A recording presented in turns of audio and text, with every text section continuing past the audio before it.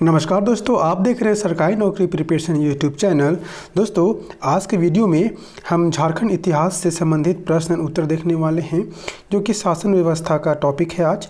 और इसमें हम लोग 50 वन लाइनर फॉर्म में देखेंगे। काफ़ी इंपॉर्टेंट है और जितने भी शासन व्यवस्था से प्रश्न जो इम्पॉर्टेंट प्रश्न है उसको मैंने आज के वीडियो में कवर किया है।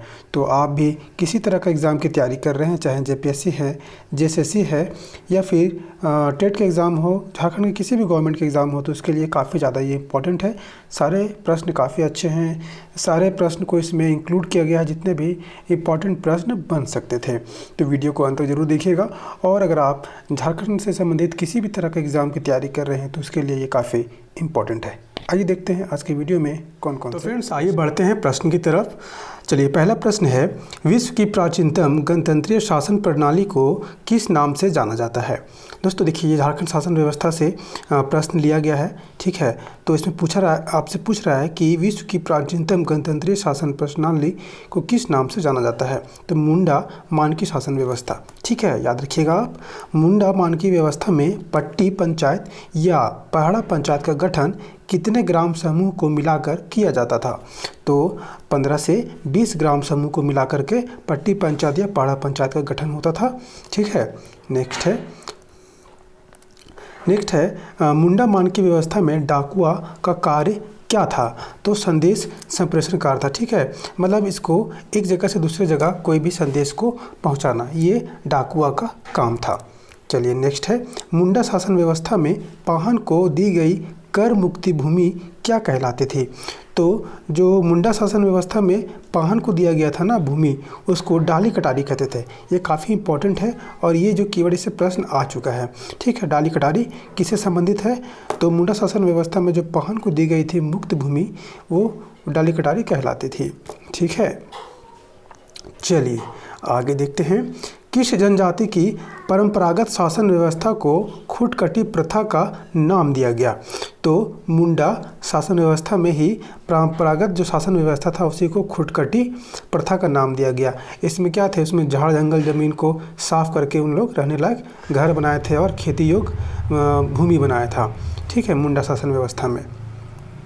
चलिए आगे देखते हैं, मुंडा मानकी शासन व्यवस्था में ग्राम प्रमुख को क्या कहा जाता है? तो जो मुंडा मानकी शासन व्यवस्था है उसमें ग्राम प्रमुख को हाथू मुंडा कहा जाता है, ठीक है। क्या कहा जाता है? हाथू मुंडा कहा जाता है। नेक्स्ट है, कर्ता, दीवान, कोतवाल, पांडे किस पदधारक के सहयोगी अधिकारी थे? तो ये पहाड़ा राजा के सहयोगी अधिकारी थे। चलिए आगे है खुटकटी ग्राम में पनभरा किसका सहयोगी होता है? तो ये पाहन का, ठीक है। किसका सहयोगी होता है? पाहन का सहयोगी होता है। चलिए आगे देखते हैं, किस काल में मुंडा मानकी व्यवस्था भुरहरी व्यवस्था के नाम से जाना जाने लगा? तो नागवंशी काल में, ठीक है, नागवंशी काल में ही भुरहरी व्यवस्था के नाम से जाने लगा। आगे है, मुंडा मानकी क्षेत्र में जागीरदारी प्रथा का उदय किस शासनकाल की व्यवस्था थी? तो ये मुगल काल, जब मुगल काल ही आया था तभी से जागीरदारी शासनकाल का आरंभ हुआ था। नागवंशी शासन व्यवस्था में भंडारी, बख्शी, घटवाल जैसे अधिकारी किस स्तर पर नियुक्त किए जाते थे? तो ये सभी जितने भी अधिकारी नियुक्त किए जाते थे वो ग्राम स्तर पर, ठीक है, गांव के लेवल पर ही सबकी नियुक्ति होती थी।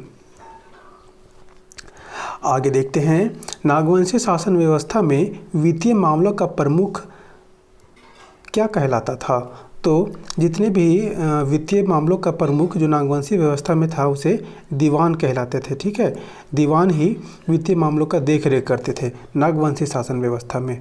आगे है, किस शासन व्यवस्था में प्राचीनतम कहावत है, पाहन गांव बनाता है, महतो गांव चलाता है? तो देखिए, ये जो है पहाड़ा शासन प्रणाली में ही कहा गया है, जिसमें पाहन जो है वो गांव चलाता है और जो महतो है, जो पाहन है वो गांव बनाता है और जो महतो है वो गांव चलाता है। आगे है, पहाड़ा शासन व्यवस्था का संबंध किस जनजाति से है? तो उरांव जनजाति से है। पहाड़ा शासन व्यवस्था में पहाड़ा राजा को दी गई कर मुक्ति भूमि क्या कहलाती थी? तो मध्यस्थ भूमि कहलाती थी। ठीक है, मध्यस्थ भूमि किससे तात्पर्य है? तो पाड़ा शासन व्यवस्था में जो पाड़ा राजा को दी गई कर मुक्त भूमि थी उसे मध्यस्थ भूमि कहलाती थी। ये काफ़ी इम्पोर्टेंट है ना, इसे आप नोट डाउन कर लीजिएगा। आगे देखते हैं, किस जनजाति की पंचायत में महिलाएं शामिल होती थी? तो उरांव। ठीक है, उरांव जनजाति में जो पंचायत लगता था वहाँ पे महिलाओं का भी आना अनिवार्य था, यानी वहाँ पे शामिल वो हो सकती थी। इससे पहले कोई भी पंचायत में महिलाओं का शामिल होना नहीं पाया गया था। आगे है, पहड़ा शासन व्यवस्था में ग्राम प्रमुख क्या कहलाता है? तो महतो कहलाता है। ठीक है, अभी हम लोग आगे पढ़े थे कि जो महतो है वो गांव चलाता है।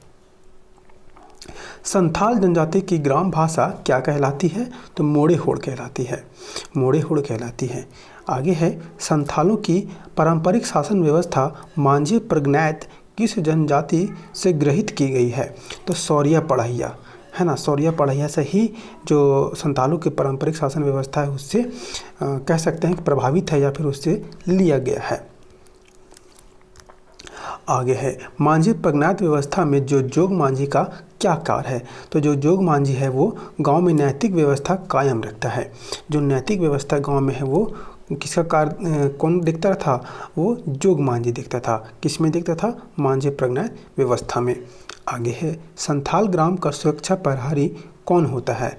तो लासेर टोंगई। ठीक है, लासेर टोंगई जो है संथाल ग्राम का सुरक्षा प्रहरी होता है, यानी जो उनके गांव से बाहरी कोई आक्रमण ना करे इसके लिए लासेर टोंगई को नियुक्त किया गया था, उससे बचाव के लिए। आगे है, मांझी प्रज्ञात व्यवस्था का सर्वोच्च अधिकारी क्या कहलाता है? तो प्रज्ञात कहलाता है। ठीक है, प्रज्ञात ही जो है सर्वोच्च अधिकारी होता था मांझी प्रज्ञात व्यवस्था में। देखिए आगे है, संथालों में 5-8 ग्राम मिलकर गठित की गई संस्था देश मांझी का प्रमुख क्या कहलाता था? देखिए जब 5 से 8 गांव मिलाकर कर एक देश मांझी बनता था। ठीक है, तो देश मांझी का प्रमुख क्या कहलाया? तो मोड़े मांझी कहलाया। ठीक है, देखिए सब छोटे छोटे प्रश्न हैं, यही सब प्रश्न एग्जाम में आते हैं ऑप्शन के साथ, तो लोग कंफ्यूज कर जाते हैं। इसलिए वन लाइन फॉर्म में क्या होता है कि आप कम समय में ज़्यादा प्रश्न देख पाते हैं और आपको एक तरह से रिवीजन भी हो जाता है। तो ये काफ़ी इंपॉर्टेंट है और वीडियो को अंत तक जरूर देखिए। वीडियो पसंद आए तो वीडियो को लाइक कीजिएगा और इसी तरह का प्रश्न और इसी तरह वीडियो के लिए हमारे चैनल को सब्सक्राइब करना बिल्कुल नहीं भूलें। आगे देखते हैं, किस जनजाति की परंपरागत शासन व्यवस्था ढोकलो शहरों कहलाती है? तो खड़िया। ठीक है, जो परंपरागत शासन व्यवस्था ढोकलो शहरों की है वो खड़िया कहलाती है। आगे है, झारखंड की कौन सी जनजाति पंचायती प्रणाली का विरोध करती है? तो खड़िया जो है, खड़िया ही है जो पंचायती प्रणाली का विरोध करती है। खड़िया जनजाति की ग्रामीण पंचायत क्या कहलाता है? तो इन लोग का अपना पंचायती व्यवस्था था, वो क्या कहलाता था? धीरा, है ना। धीरा पंचायत का प्रमुख सभापति क्या कहलाता है? तो ढंडिया। देखिए इन लोग जो है पहले पंचायती व्यवस्था को विरोध किया, उसके बाद इन लोग का पंचायत रहा, उन लोग को पंचायत क्या कहलाया? धीरा कहलाया। और पंचायत का धीरा का प्रमुख कौन था? ढंडिया था। याद रखिएगा, खड़िया जनजाति के परंपरागत पंचायत के में सबसे ईमानदार एवं न्यायप्रित व्यक्ति को किस पद पर नियुक्त किया जाता था? तो करटाहा पद पर ही नियुक्त किया जाता था। करटाहा खड़िया परिवारों के शुद्धिकरण के लिए कौन सा संस्कार आयोजित करता था? तो भात भितार का। ठीक है, भात भितार का एक परंपरा था, वो आयोजित करता था कौन? करटाहा खड़िया परिवार लोग। ढोकलो शहरों व्यवस्था में तिंजोक्कड़ का क्या अर्थ है? तो देखिए तिंजोक्कड़ जो है ये काफ़ी अच्छा कीवर्ड है और इस तरह के प्रश्न भी आते हैं। तो आय व्यय का लेखा जोखा या रखना। ठीक है, तिजोकड़ मतलब तिजोरी समझ लीजिए इसको। तिजोरी में पैसा रहता है तो पैसा का लेन देन का लेखा जोखा रखना वही तिजोकड़ व्यवस्था का कार्य था। आगे है, खड़िया शासन व्यवस्था में खूंट स्तर पर गठित अंतरग्रामीय पंचायत का प्रमुख क्या कहलाता था? तो खड़िया घाट कहलाता था। आगे है, संथाल शासन व्यवस्था में दिया जाने वाला सर्वोच्च दंड क्या था? तो देखिए ये बिटलाहा। और जब शासन व्यवस्था पढ़ेंगे ना तो इसमें जो बिटलाहा है सबसे कठोर दंड होता था। इसमें आपको ग्राम से बाहर कर दिया जाता था, आपको जात से बाहर कर दिया जाता था, समाज से बाहर कर दिया जाता था और किसी तरह का कोई सुख सुविधा नहीं दिया जाता था इसमें। चलिए आगे है, रेड नामक अधिकारी की नियुक्ति किस परंपरागत शासन व्यवस्था में की जाती थी? तो ढोकलो सहरो, है ना। चलिए आगे देखते हैं, सदान समाज के गठित अंतर्राज्यीय पंचायत को किस नाम से जाना जाता है? तो बाल पंचायत। आगे देखते हैं, किस जनजाति के पंचायत प्रमुख को दोहर कहते हैं? तो बथुड़ी, ठीक है, बथुड़ी पंचायत के प्रमुख को दोहर कहते हैं। देखिए यहाँ प्रश्न को आगे पीछे कर देता है, वहाँ पे आपको कंफ्यूज नहीं होना है। सबर जनजाति के पंचायत में गुणायत का क्या कार्य है? तो गुणायत का कार्य है सूचना पहुंचाना, एक जगह से दूसरे जगह पर सूचना पहुंचाना। गुणायत का और भी काम है कि अगर ग्राम में पंचायत का अगर पंच बैठा है तो सब लोगों को आमंत्रित करना, सब लोगों को बुलाना, ये भी गुणायत का ही काम था। किस जनजाति के पारंपरिक व्यवस्था में सरदार नामक अधिकारी की नियुक्ति की जाती थी? तो गुणायत, ठीक है। चलिए आगे देखते हैं, बैगा पंचायत का प्रमुख क्या कहलाता है? तो मुकद्दम। बैगा से प्रश्न आ चुका है ना, बैगा से प्रश्न आ चुका है, ये सब प्रश्न काफ़ी इंपॉर्टेंट है। तो इसका प्रमुख क्या कहलाता है? मुकद्दम कहलाता है। बिंजिया जातीय पंचायत में ग्राम प्रमुख क्या कहा जाता है? तो मादी या गद्दी।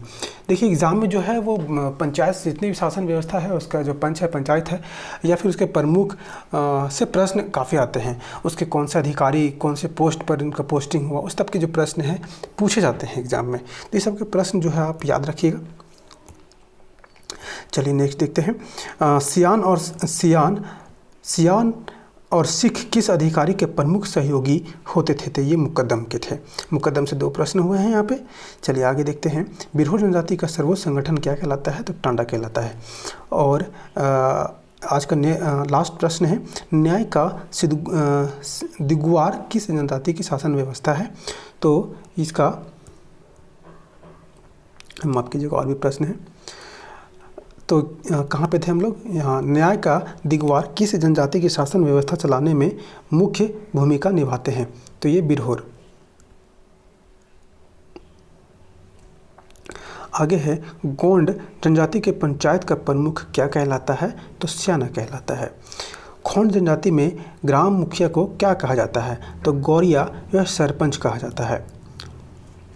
आगे है, झारखंड की किस जनजाति के पास परंपरागत जातीय पंचायत नहीं थी? तो लोहरा और महली के पास जनजातीय परंपरागत नहीं थी। खरवार जनजाति की अंतरग्रामीण पंचायत क्या कहलाती है? तो चट्टी, पचौरा, सतौरा, ठीक है, 3 नाम हैं, चट्टी, पचौरा, सतौरा। आगे है, किस जनजाति में ग्रामीण विवादों के निपटारे हेतु सामुदायिक परिषद गठित की जाती है जिसका संचालक नायक करता है? तो ये बंजारा, ठीक है, जो बंजारा जनजाति है उसकी जो जितने भी सामुदायिक परिषद की विवाद होते हैं, झगड़ा होते हैं, आपसी विवाद होते हैं, उसकी संचालक नायक करता है। और उसकी जो संचालक नायक करता है उसको क्या कहलाता है? बंजारा कहलाता है। तो दोस्तों आज की वीडियो में इतने ही प्रश्न आज की वीडियो में कवर किए गए थे।